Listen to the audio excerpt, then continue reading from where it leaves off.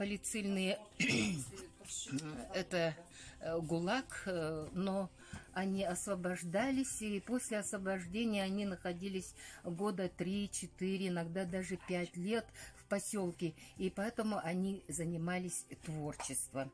И среди них были профессиональные артисты, режиссеры, студенты театральных училищ и так далее.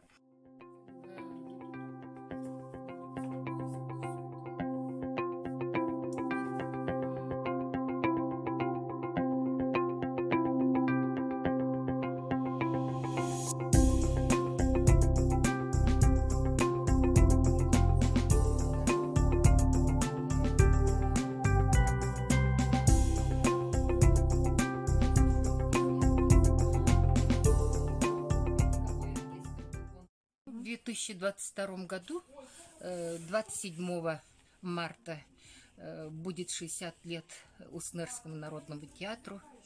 Это юбилей, это большая дата. Я считаю, что юбилей — это не просто вот красивые золотые буквы. Это юбилей, это прежде всего история. И вот очень в нашей республике вообще два народных театра только, вот самые старейшие. Это Татинский, конечно, Татьта — это кузница якутских классиков, и потом идет Уснера.